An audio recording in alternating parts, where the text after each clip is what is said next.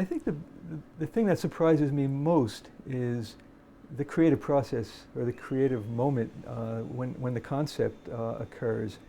And you never know when that's going to happen. It comes in the strangest ways sometimes. Sometimes you really break your neck and you do all what we're talking about, research, and you don't find anything that makes any sense. And sometimes it comes right away.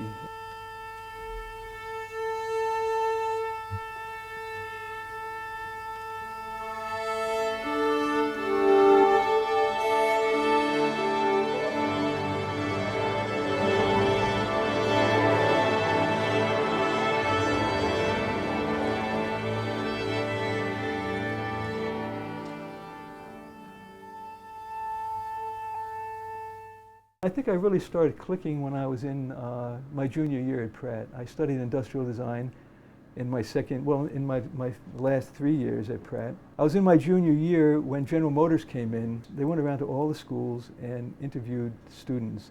I got selected from the industrial design school. So that was, I guess, the first time in my life that I really was instilled with confidence. And they did have a graphic design program at General Motors. So I did the graphic design and the industrial design. I've never really looked back as far as, practicing industrial design, but it's been such a resource as far as understanding systems, understanding how to work in the third dimension. There have been other kind of basic life experiences that have shaped my work. One that was really important was my grandfather, and he really kind of instilled in me a real curiosity and really a love for animals. And I think that helped me when I was doing the basic research and getting in touch with the animals in the National Zoo and spending time down there and then trying to capture their personalities and the characters. A lot of his stories kind of came up, so that was important. My father was a fisherman. He ran a fishing boat off the coast of New Jersey, and I spent a couple of summers going out with him. And there's really a no-nonsense aesthetic with that kind of equipment that goes on in the ocean, on the sea, in the water. And that helped me. I think that no-nonsense approach to just making things that function and work and arriving at a certain quality or aesthetic value in doing that, really, that helped me. I had worked in Yugoslavia after General Motors, and I think that was really important because it was the first time I got out of the country, and it just really made me open my eyes and realize there were different things to do, different ways of doing things, and that people were different in some ways and that we're kind of all the same in other ways. So it really gave me a broad base to think of doing things in other places. I guess Mexico was really a pretty important experience in my life, and certainly my wife and our daughter was born in Mexico City, so it's pretty intense as far as the experience of working in Mexico and living there for the amount of time we did. As far as the elements of the Olympic program that I had the experience of being involved with, of course the basic one is the Mexico '68 logotype. And that happened as part of a process where Peter Murdoch and I were working in within a 2-week period, and if this was a competitive situation that they had set up, and if we didn't hit anything during that 2 weeks, we would have gone back home. We really worked 14, 15, 16 hours a day, 7 days a week for those 2 weeks, and a lot of it had to do with spending time in the Museum of Anthropology. A lot of it had to do with just making sure that we kind of, learned as much as we could about everything to do with the Olympics. But nothing was happening design-wise, and it was like we had about 2 days to go, and I hit on the relationship of the rings, the 5 rings and the 68. And when that 68 and the Olympic rings fit together and started generating the parallel line look, that was really accomplished through experimenting with very basic things. The 5 rings, which we had to work with, the year of the event, '68, and when they fit together and it became apparent that you could radiate out like the op art world was doing in so many ways with the geometry and all the geometrical studies that were done, that's how it started. And it wasn't necessarily based on the pre-Hispanic, it wasn't necessarily based on the Huichol, but it was done in context with the knowledge of having done that research. You create an aura of understanding through the research more than specific things that can be used. Sometimes that's not true, but usually I find from my own experience, that's how research factors into my own work. So, one of the things that was extremely helpful for us as far as imaging the whole games was the fact that we had that radiating line motif that was generated by the logotype. Well, a lot of applications came out of that, and I think my favorites are, well, number one would be the balloons, where we had large inflated helium-filled balloons with the radiating pattern on them. I like that because you have a see-through quality. When you can actually look through the clear balloon, and all it has is the stripes, so you get a lot of moire. So that really fit right into the optical genre that we were dealing with. In a large scale, we radiated lines on the plazas of the installations, and when you flew into Mexico City and you saw these radiating lines coming out of a sports palace or out of a stadium on the plazas around, it was very powerful. I mean, it was a very, very strong application. We set up formats for the publications. We were giving, well, designing all of the, not just the formats for publications, but for all the drawing sheets of the architects and, you know, everything that had to have the Mexico identity involved. And then I was asked to, by the Postal Service there, to design 3 issues of stamps. And it was so interesting when the iPod first came out with the bright colors with the black silhouettes. When I first saw that, and especially when they repeated the posters, I had to take a second look because it was very similar to what I did on the stamps. I used black silhouettes on bright color backgrounds and then repeated you know, across the sheet of the stamp. So it was a very, very close relationship to the images. I did the safety posters as part of the World's Fair graphics when I was working at George Nelson's, and it was for the Chrysler Pavilion.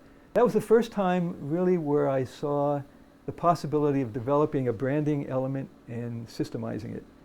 And the branding element was a little safety man, and the systemizing of it was putting him through all kinds of hazardous situations in a factory to just remind factory workers that be careful. When we were designing the National Zoo project, one of the icons for the animals was the hippopotamus icon, and I really struggled with that because if you look at a hippopotamus, just a glance, all the icons were developed around the profile, the head profile of the animal, and there's not much of a profile there if you really take a quick look. So I went down to the zoo and I stayed almost a good part of a day with an adult. I don't know whether it was a mom or dad, and a baby hippo, and I just observed them. And when that adult hippo's ears went up, that baby was in the water or out of the water, depending on what he was doing. But it changed whatever that baby was doing. And then the other thing was a kind of the under part of the throat had a certain muscular structure, and it did something. The same thing, the baby responded. So I just watched that, and that was all I saw as far as communication. I didn't hear any noises or anything.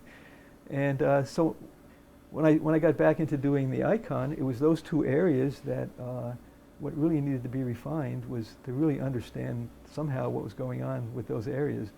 And the hippo is one of my favorite icons. I mean, it kind of works, you know. It's, yeah, that was a hard one, though.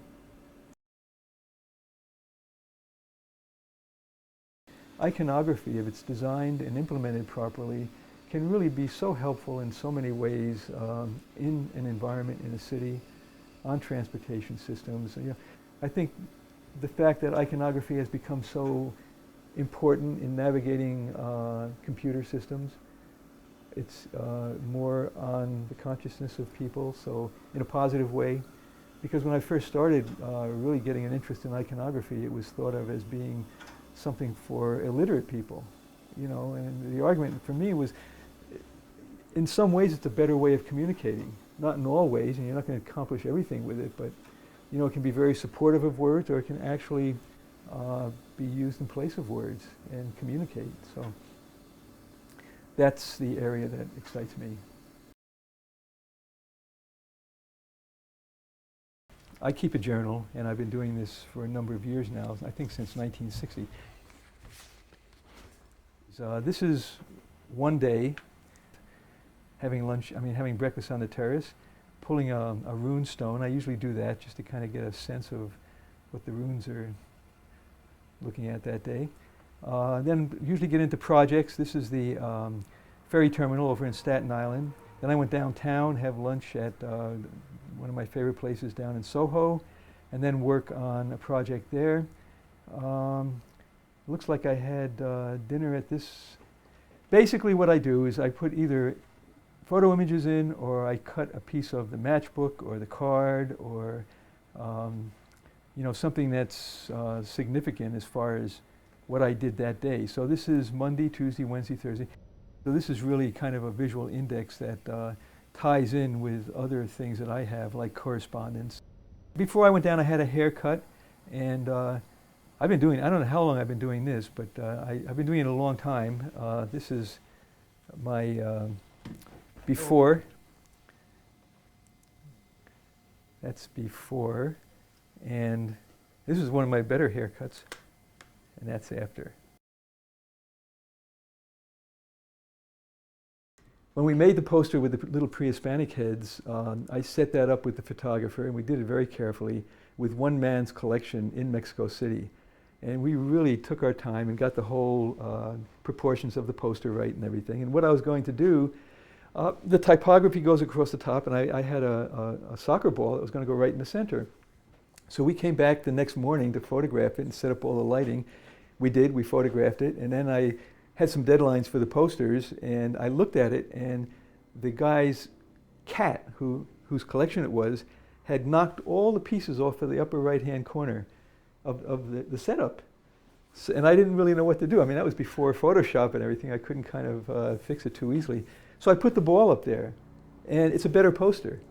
I mean, I think the cat was helping. Didn't know it, but he or she, the cat, helped. So it becomes more of a cultural statement than a football or soccer statement. And right now, my activities are still basically designing, and I'm doing that more as a consultant. I've now worked with Vaughn Wadine in Albuquerque, New Mexico, and we've done the downtown of Albuquerque. I've been consulting with the Arnell Group, Peter Arnell, and that's down in Soho here, so I have a short train ride, and instead of going to Albuquerque, I'm going down to Soho. But we've done a lot of projects now. We've worked with Frank Gehry, developing wayfinding for the Brooklyn Arena. We're doing things now that I really can't talk about, but that are very exciting, and I find it's nice to be getting older and be appreciated and be brought into an office situation like that, and to be able to just do what I do well. So that's what I'm up to now. I mentioned, I always mention my favorite quote, and it's an Einstein quote. And Einstein said, "Everything should be made as simple as possible, but not simpler."